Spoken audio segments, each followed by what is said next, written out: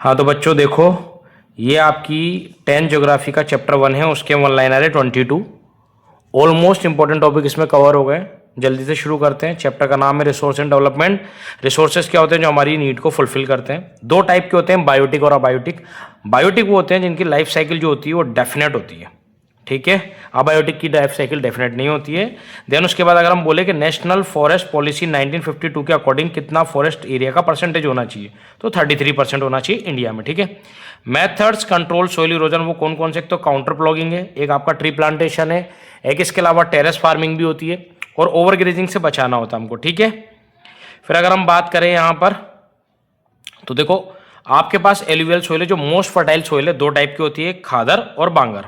बांगर old है और खादर new है जो फर्टाइल होती है।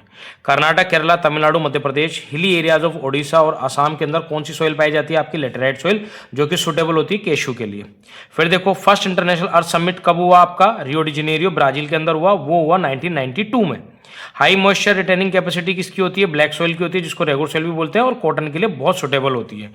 और ब्लैक सोइल के एरियाज महाराष्ट्र, सौराष्ट्र यानी गुजरात, मालवा प्लेटू, एमपी और छत्तीसगढ़ है।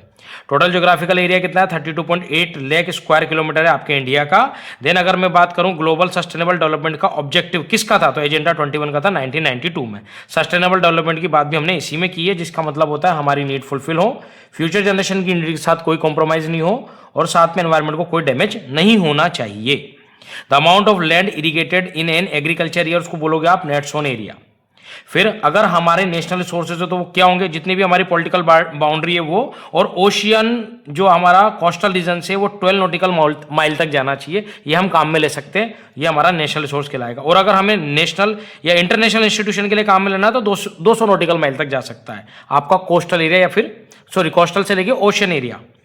फिर एरिया ऑफ प्लेन 43% है, एरिया ऑफ माउंटेन 30% है, और एरिया ऑफ प्लेटू 27% है। सबसे पहले किसने बात की रिसोर्स कंजर्वेशन की इंटरनेशनल लेवल पे, वो है क्लब ऑफ रोम। कब की, 1968। फिर गांधीयन फिलोसॉफी के ऊपर शुमाकर ने बात की अपनी बुक के अंदर 1974 में, स्मॉल इज ब्यूटीफुल में।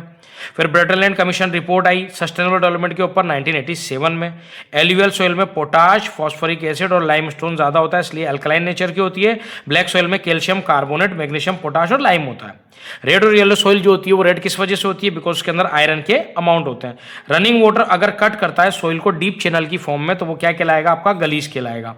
और ऐसे कौन से दो डिस्ट्रिक्ट हैं आपके पास जिन्होंने रिवर्स कर दिया है लैंड इरोजन या डिग्रेडेशन को, वो है सुखोमाजरी और जबुआ। ये इंपॉर्टेंट पॉइंट्स हैं आपके। पहला चैप्टर कंप्लीट है, सेकंड चैप्टर के अंदर मिलते हैं, तब तक के लिए गुड बाय।